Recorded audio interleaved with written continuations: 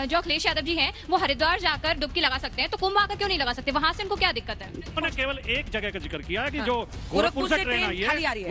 वो कह रहे मैं वीडियो भी दिखा दूंगा। संगम में स्नान में जिसकी आस्था है और कुंभ स्नान में जिसकी आस्था है वो सब सनातनी पहुंचेंगे।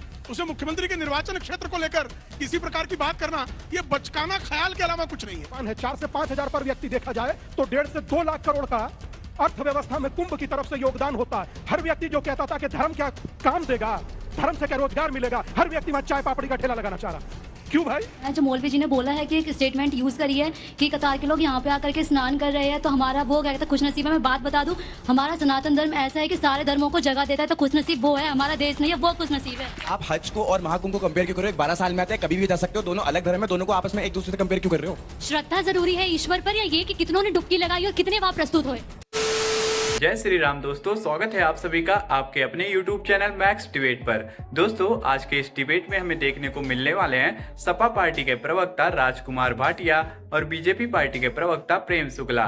दोस्तों, आज की यह डिबेट कुंभ पे चल रहा था, जिसमें राजकुमार भाटिया कुंभ पे काफी बड़ी बड़ी बातें बोलते हैं और बोलते हैं कि अखिलेश यादव के समय में कुंभ की व्यवस्था काफी अच्छी थी और योगी जी के समय में कुंभ की व्यवस्था काफी खराब है। तो इसी बात पे वहां की बैठी जनता ने उन्हें काफी अच्छा जवाब दिया है और ऐसा जवाब दिया है कि उनकी बोलती बंद हो जाने वाली है।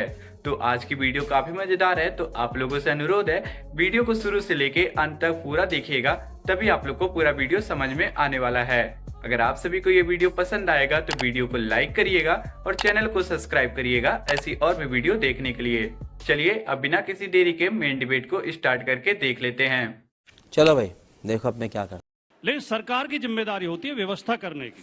अभी आपने एक महंत जी के बयान का जिक्र किया। दिगंबर अखाड़े के महामंडलेश्वर हैं गोविंद दास जी, वे धरने पर क्यों बैठे हैं कुंभ में? क्या ये पता है अंजना जी? वो कह रहे हैं कि कोई व्यवस्था नहीं है। पिछली बार इतनी शानदार व्यवस्था थी जब समाजवादी पार्टी की सरकार थी, इस बार कोई व्यवस्था ही नहीं है। सरकार केवल प्रचार कर रही है और जो ठेके दिए गए उन ठेकों में ज्यादातर मतलब पैसा खर्च नहीं किया गया है। पानी नहीं है, बिजली नहीं है, सफाई नहीं है। जो वहां पर श्रद्धालु आ रहे हैं उनके लिए वो खुली छत के नीचे इस सर्दी में जो है रात गुजार रहे हैं। अखिलेश जी तो नंबर्स फर्जी बता रहे हैं। किस 2013 में जब अखिलेश यादव जी मुख्यमंत्री थे, हाँ। तो उन्होंने जरूरत महसूस करते हुए कि बहुत लोग आते हैं और अगला आयोजन फिर होना है, हाँ। उन्होंने एक योजना बनाई थी कि रेलवे प्रयागराज रेलवे स्टेशन से लेकर झूसी तक मेट्रो चला दी जाए ताकि कुंभ में भी लोगों को पहुंचने में आसानी हो। उसका डिजाइन भी तैयार कर दिया था। योगी आदित्यनाथ जी 8 साल में उस मेट्रो का कार्यक्रम शुरू नहीं कर पाए। अगर मेट्रो चालू हो गई होती तो लोगों को आसानी होती। तो सवाल केवल व्यवस्थाओं को लेकर है, सवाल आस्था को लेकर नहीं है। बोलने दे, तकलीफ हुआ है बेचारे को। बोल। उन्होंने केवल एक जगह का जिक्र किया है कि हाँ। जो गोरखपुर से ट्रेन आई है वो खाली आ रही है। वो कह रहे मैं वीडियो भी दिखा दूंगा। गोरखपुर से ट्रेन खाली आ रही है, वो कह रहे वीडियो दिखा रही है। छोटा सा जवाब फिर मैं जाऊंगी। इसका मतलब है गोरखपुर से और बड़ी संख्या में लोगों के आने की अपेक्षा कर रहे हैं ना। खाली ट्रेनें नहीं आई, यही उनकी इच्छा है। अरे वो मुख्यमंत्री साहब पर अटैक कर रहे हैं कि उन्हीं के गोरखपुर से लोग कम आ रहे हैं। देखिए वहां पर कोई देखिए मुख्यमंत्री आह्वान अलग से थोड़े करेंगे। हर भक्त का जो सनातन में जिसकी आस्था है, गंगा मैया में जिसकी आस्था है, संगम में स्नान में जिसकी आस्था है और कुंभ स्नान में जिसकी आस्था है, वो सब सनातनी पहुंचेंगे। उसे मुख्यमंत्री के निर्वाचन क्षेत्र को लेकर किसी प्रकार की बात करना ये बचकाना ख्याल के अलावा कुछ नहीं। ये बड़ी अच्छी बात कही आप। स्वामी दीपंकर जी जल्दी से माइक उठाइए। वो कह रहे हैं कि इस बार सहूलियत नहीं है, कुछ इंतजाम नहीं है और ये नंबर्स फर्जी हैं जो अखिलेश यादव कह रहे हैं। तो ये कहने से सनातन पर हमला क्यों माना जाए इसे? हाँ। 7,000 करोड़ का जो आंकड़ा है कि इस कुंभ में लगा है, खर्च जो हुआ है, जो हो रहा, और सोचिए कि 40 करोड़ लोगों के आने का अनुमान है। 4 से 5 हजार पर व्यक्ति देखा जाए तो 1.5 से 2 लाख करोड़ का अर्थव्यवस्था में कुंभ की तरफ से योगदान होता है। हर व्यक्ति जो कहता था कि धर्म क्या काम देगा, धर्म से क्या रोजगार मिलेगा, हर व्यक्ति वहां चाय पापड़ी का ठेला लगाना चाह रहा। क्यों भाई? बुरा भी बोलिएगा, बुरा भी बोलिएगा और काम भी कीजिएगा। ये किसके लिए कह रहे हैं आप? बहुत सारे लोग कहते थे जो समझना चाहे उचित अपने लिए समझ ले। नहीं पर आप समझाइए ना, हमें तो समझ नहीं आया। मुझे तो बिल्कुल ही समझ नहीं आया। मैं उन लोगों को समझ में आया क्या? उन व्यक्तियों के लिए कहना चाहता था जो राम मंदिर की जगह कहते थे कि यहाँ हॉस्पिटल बना दीजिए। कौन से व्यक्ति? एक व्यक्ति है क्या? तो कितने? 2-4 का नाम बताइए, हमें तो एकदम ही समझ नहीं आ रहा। विपक्ष की समूची सियासत कहती थी। अब मैं आए क्या आप इसमें- अखाड़े में, हाँ? अब आए आप मैं अखाड़े में। पहले से ही अखाड़े में हूँ। विपक्ष का कौन सा नेता? भाटी साहब, भाटी नहीं, साहब। अभी जो स्वामी जी ने बात कही, देखिए एकता के सबको समर्थन में होना चाहिए। तो कह रहे हम भी साधु साधु चाहते हैं संत एकता हो। गदगद हैं आयोजन से। नहीं और स्वामी जी अभियान भी चला रहे हैं एकता का। हाँ। लेकिन स्वामी जी कुंभ में एक जो भंडारियों का दल आया, वो वीडियो सारे सोशल मीडिया पे हैं। उनके प्रमुख कह रहे हैं उससे पत्रकार से कि मेरे जितने रसोई हैं मेरे दल में, वो या तो ब्राह्मण है या राजपूत है, तीसरी जाति का रसोईया नहीं है।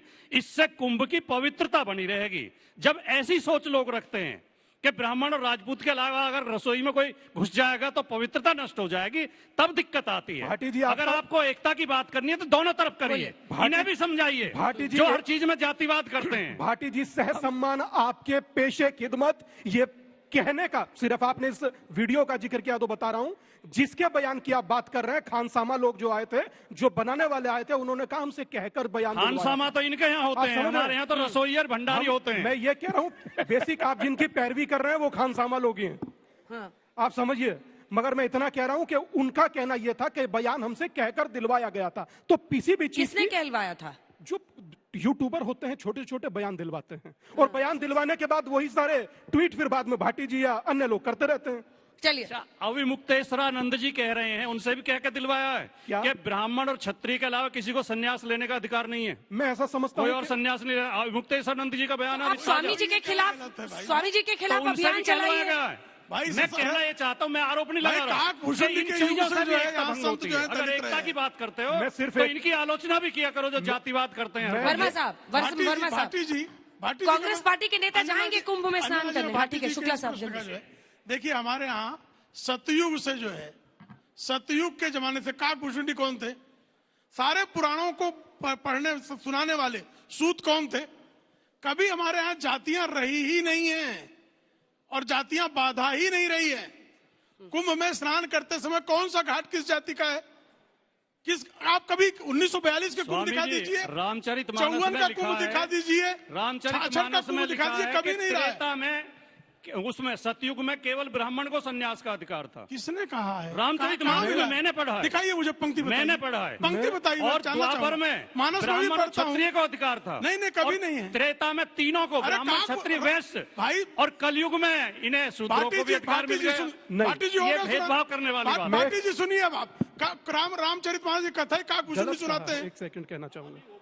तो जो काकभूषुंडी कथा सुना रहे हैं वो सन्यासी हो ही नहीं सकते थे। जल्दी से छोटा मैं सा एक comment। छोटी सी बात कह रहा हूं, जो आपने कहा रामचरितमानस में मैंने कहीं नहीं पढ़ा, परंतु वहां इतना जरूर जानता हूं, श्रीमद् भगवद गीता अध्याय 4 श्लोक 13 पन्ना नंबर 176 स्पष्ट कहता है, चातुर्वर्णमया सृष्टम गुण कर्म विभाग्यशः, गुण और कर्म के आधार पर बांटा जाता है, जाति के आधार पर नहीं। तो मेरी आपसे प्रार्थना है, इस आस्था के कुंभ में जो दुनिया गोते लगा रही है, इस दुनिया के भाव को समझिए। यह धरती हिंदुस्तान की है और यह बहुत सीधी सी एक कहावत है कि भारत की धरती का केंद्र बिंदु हिंदू। क्या बात है सर, क्या बात है सर, क्या बात, ये बात है। आइए, जल्दी से एक दो सवाल। मेरे एक प्रश्न है सबसे, खास करके भाटी जी से, जो विदेशी मीडिया हमारी देश के आज भी सांप बिच्छू का देश और अंधभक्त कह के ये करते हैं, तो इसके खंडन कैसे करेंगे हम लोग? हम ठीक है, और इधर से किसी के सवाल, जल्दी से आप पूछिए। मेरा क्वेश्चन आपसे है सर कि जैसे अगर मानो अपनी बात को जन जन तक पहुंचाना कोई इवेंट नहीं होता, हम अपनी बात जो भी काम करते हैं उस चीज को हम जगह जगह पहुंचाने के लिए ये हमारी प्राथमिकता भी बनती है कि लोग उसके बारे में जाने। अगर कुंभ के बारे में इतना इवेंट को पहुंचाया जा रहा है तो इवेंट नहीं है, वो हर पहुंचाया जा रहा है। ठीक है, पर सवाल पूछिए आप लोग, लग रहा है कि जवाब दे रहे हैं आप। जी मैं वर्षा जादौन, मेरा ये कहना है, जो मौलवी जी ने बोला है कि एक स्टेटमेंट यूज करी है कि कतार के लोग यहाँ पे आकर के स्नान कर रहे हैं, तो हमारा वो क्या कहते हैं खुशनसीब है। मैं बात बता दूं, हमारा सनातन धर्म ऐसा है कि सारे धर्मों को जगह देता है, तो खुशनसीब वो है, हमारा देश नहीं है, वो खुशनसीब है। अखिलेश यादव ने बड़ी मतलब आप आसानी से समझी नहीं मैंने क्या। रुकिए, मैं जवाब। अखिलेश यादव ने बड़ी आसानी से ये बोल दिया कि कुंभ का मेला एक पॉलिटिकल स्टंट था, जबकि उन्हीं के पिताश्री ने हर एक रिलीजियस इवेंट को पॉलिटिकल बनाया है। तो एकदम से ये वोट्स के लिए और इन सब चीजों के लिए ये उच्च नैतिक विचार कैसे आ गए इनके? कटाक्ष मारा है एकदम लड़की ने। नमस्कार, मैं रेखा पाठक फोक सिंगर हूँ। ये बताइए, जब कुंभ पहले इतना आदमी नहाया तो आज उत्तर प्रदेश उत्तम प्रदेश बना है, तभी तो 45 करोड़ नहा रहे हैं। नहीं होता तो लोग कैसे आते, ये बताइए।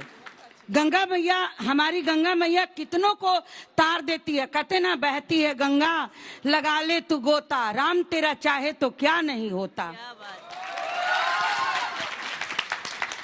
मेरा एसपी से एक सवाल है कि जो अखिलेश यादव जी हैं वो हरिद्वार जाकर डुबकी लगा सकते हैं, तो कुंभ आकर क्यों नहीं लगा सकते? वहां से उनको क्या दिक्कत है? मेरा सवाल एसपी से है कि उन्हें कुंभ के मेले के आंकड़े क्यों बताने थे? उत्तर प्रदेश में और भी कई चीजें थी, उन्हें इसी पे क्यों आना था? अच्छा, इस पे क्यों आना था? मैडम, मेरा सवाल रजा साहब से ये है। सर, आपने कहा कि जो भी लोग कुंभ में आके नहा रहे हैं, हाँ। ये उनकी खुशनसीबी। आप कुंभ में जाएंगे क्या नहाने के लिए? मैम, जो भी सोर्सेज हैं वो प्रूफ क्यों नहीं किए जा रहे? लाइक उनके सोर्सेज क्या हैं जो भी रिलीज हो रहा है डेटा साइड बाय साइड? क्या महाकुंभ को लेके वोटर बैंक पे भी इफेक्ट करने की ट्राई कर रहे हैं ये लोग? वोट अभी मिल्कीपुर में वोटिंग होनी है। महाकुंभ मेले का इंडिया टूरिज्म में क्या इम्पैक्ट रहेगा? मेरा सवाल हमारे दोनों के से है कि आप हज को और महाकुंभ को कंपेयर क्यों कर रहे हो? 12 साल में आते हैं, कभी भी जा सकते हो, दोनों अलग धर्म है, दोनों को आपस में एक दूसरे से कंपेयर क्यों कर रहे हो? श्रद्धा जरूरी है ईश्वर पर, या ये कि कितनों ने डुबकी लगाई और कितने वहां प्रस्तुत हुए? मेरा सवाल है कि एसपी हमेशा जातिवाद पे फोकस क्यों करती है? बात तो सही है। दोस्तों, आज के इस वीडियो का अंत यहीं पे हो चुका है। उम्मीद करता हूँ आप सभी को ये वीडियो पसंद आया होगा। वीडियो के बारे में आप लोग का क्या राय है? आप लोग अपनी राय हमें कमेंट बॉक्स में जरूर बताइएगा। अगर आप सभी को ये वीडियो थोड़ा सा भी पसंद आया है तो वीडियो को लाइक कर दीजिए और चैनल को सब्सक्राइब कर लीजिए ऐसी और भी वीडियो देखने के लिए, क्योंकि इस चैनल पे ऐसी डिबेट वीडियो आता रहता है। हम आप लोग से जल्दी मुलाकात करेंगे एक और धमाकेदार वीडियो के साथ। तब तक के लिए आप लोग अपना और अपने परिवारजनों का ध्यान रखिएगा। जय हिंद, जय भारत, वंदे मातरम, जय जय सिया राम।